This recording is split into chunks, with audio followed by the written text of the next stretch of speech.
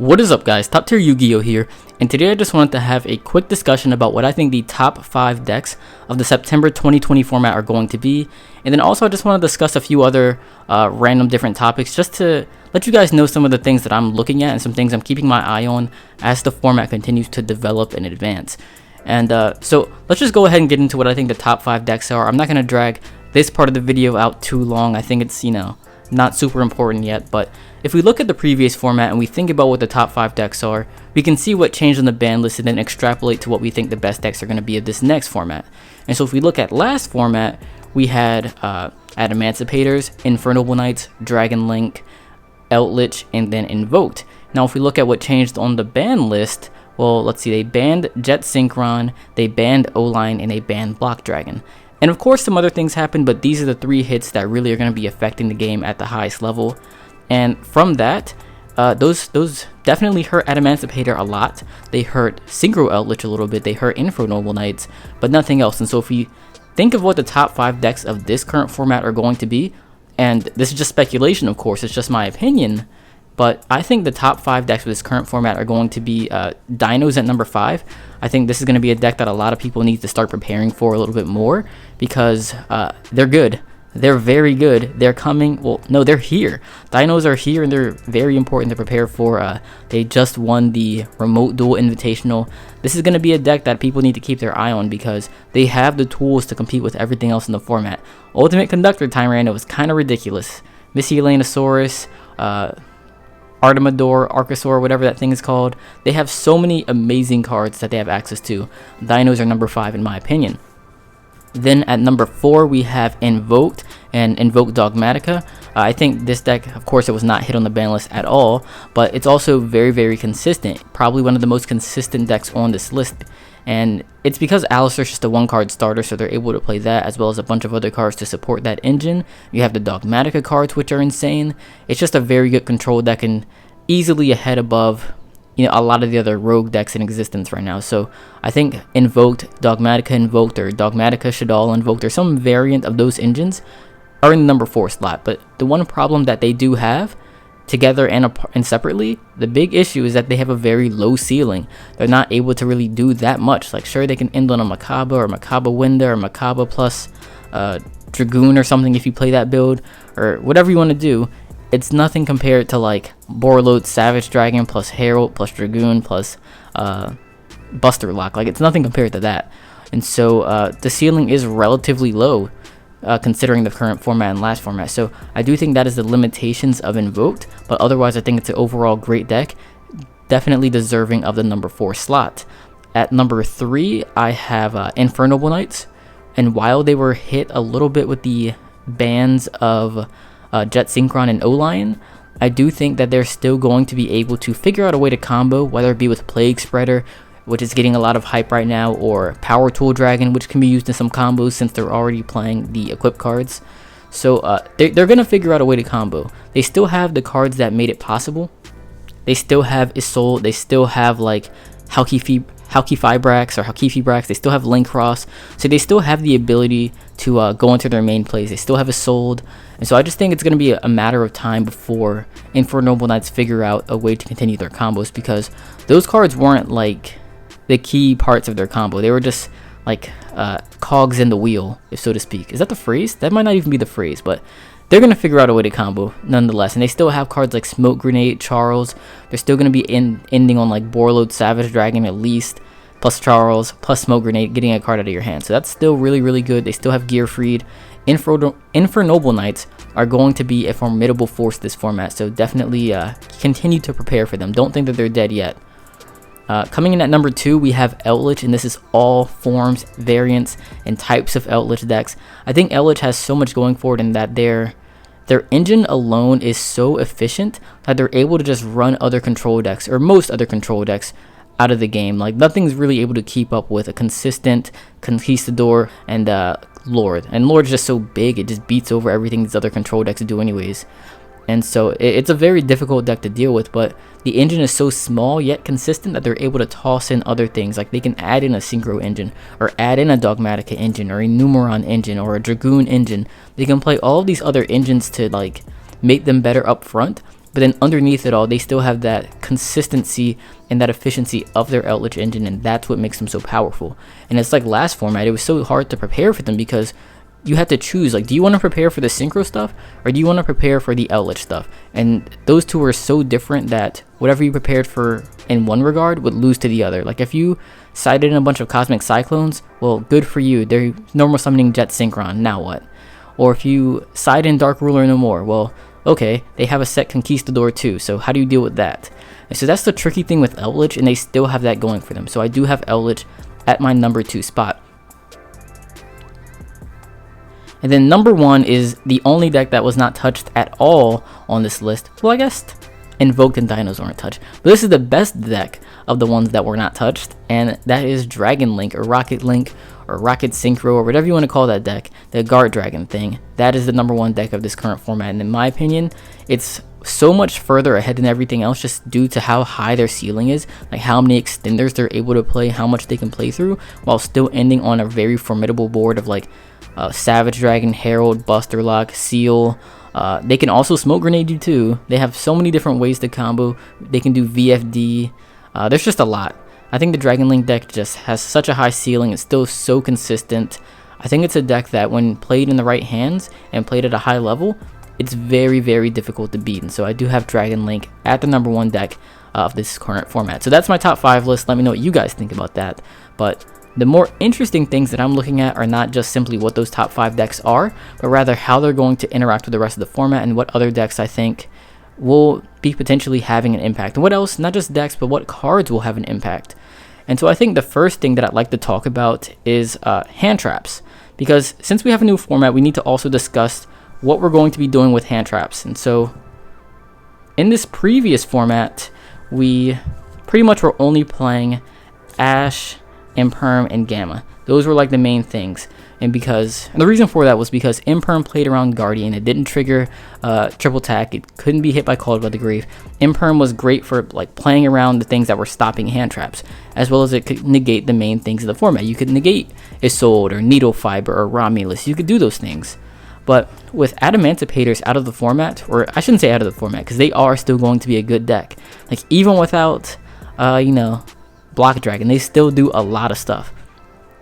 So don't get snuck up on by Adamantipator's, but without Guardian being as popular as it was, with Called by the Grave limited now, and with Triple Attack not being played, I don't think it's as popular as, obviously not as popular as Called by, just due to the price barrier, as well as just due to its questionable synergy with other decks, whereas Called by could at least be used like defensively. You don't really get that out of Triple Attack. So is that going to be played? And if not, how necessary is Imperm? Like, do we start going back to more traditional hand traps like Ogre, which is clearing stuff off of the board, or going back to Nibiru, which I think could also come back into the format, especially when you look at the way decks were playing around it before. I think depending on how Eldritch adapts, we could potentially see a resurgence in Nibiru because, well, Dragon Link doesn't change, that's fine. They have to have the extenders to play through it. Like, you give them that token, they summon a tuner, they make Needle Fiber, whatever. But you look at the other decks, like Eldritch, the way they played through Nib was with O-Lion. Well, O-Lion's banned. And so even if Synchro Eldritch exists again, they won't be able to play through Nib most likely. So that'll be something to keep your eye on. And if you look at Infernoble Knights, well, now they're a little more fragile as well. So will they be able to play through Nib the same? They do still have Gearfried, but some people weren't playing 3, so it'll depend on how they build Infernoble Knight decks, how the standard decks are going to start to look. But I do think that Nib might have a way to rotate back into the format, so that's something to keep your eye on, especially right now as players are used to not playing around Nib. People are very used to just not having Nib in opponents' main decks, and so if you can add Nib into yours, you're going to get a lot of good usage out of it because people simply aren't prepared for it, they're not playing around it, and it's still a very powerful card.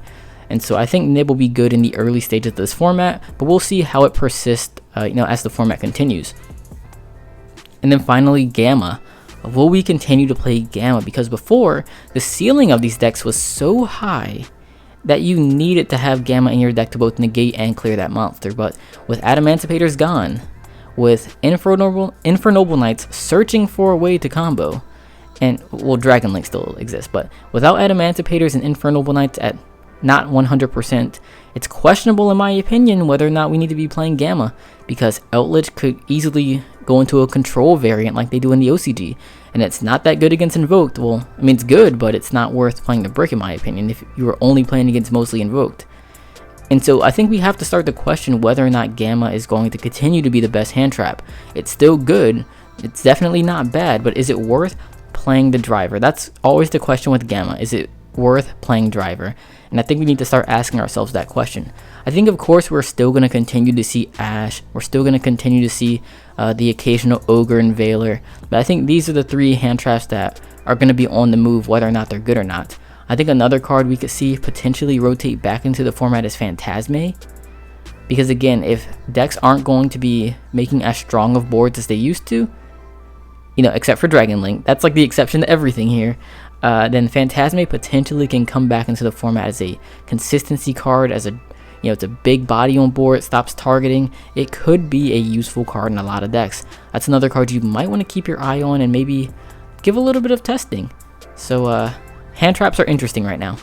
Oh, I do also want to mention just some other honorable mention decks. Some decks that I don't think are like in the top 5 meta decks, but decks that I do think can make a splash this format. Some of those include decks like Adamanticators. I still think they're going to be like better than most rogue decks. Like, they still have all of the same starters, they still have all of the same extenders, they just don't have O-line, they just don't have jet, and block of course is a big deal for their efficiency, but the rest of their cards are still very, very good. Like Gallant Granite still exists. They still have Guardian, all the other Kokimiru cards. I think Adamanticators are going to be still relatively solid. We'll have to see where the Adamanticator players decide to take their decks, but they're definitely not dead. Another deck to look out for is going to be Sky Strikers. Sky Strikers are a very cheap deck. They're very easy to get your hands on, but still very, very good. They're still able to go second and break a lot of an opponent's boards, able to deal with a lot of things, very consistent and efficient engine. They have everything it takes to kind of compete with a lot of the other decks in the format. They have great matchups against Invoked, great matchup against Outlet.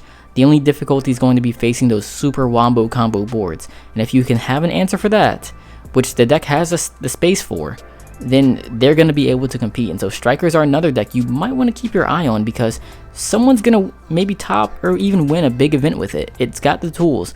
It just needs like the players to pilot it correctly. And I think the Sky Strikers are going to be a deck to look out for. Another deck I could see making a splash is going to be Burning Abyss. I think Burning Abyss is another deck that, with Tour Guide at 3, Graph and Seer at 2, the deck has gained a huge boost. And now the question is going to be how players decide to play this deck. Do they play just like pure BA? Do they play the control build with more traps? Or do they go for maybe PK Fire with Rusty Bardiche? It's going to be interesting, but I do think that the core BA engine alone has a lot of advantages. And so I could see Burning Abyss also being really good.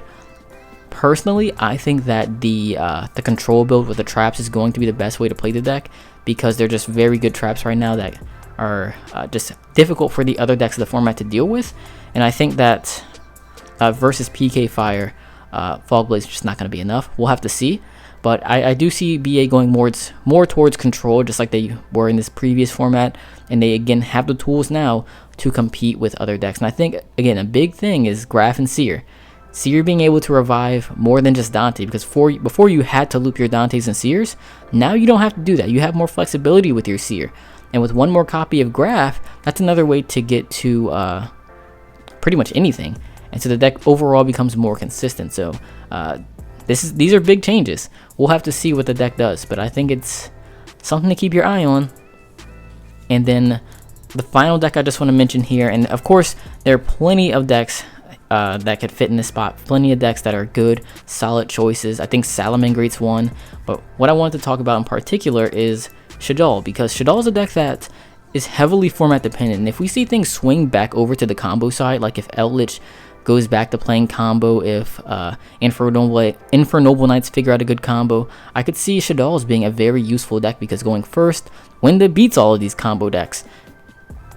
And then going second, Shaddoll Fusion can break their boards, and so I definitely see Shaddoll as being an interesting choice. It'll just depend on where the format goes, and if things do start to lean more towards control, like if Eldritch decides to be more control-y, if Invoked becomes more popular. I could see Shaddolls maybe having a little bit more trouble there.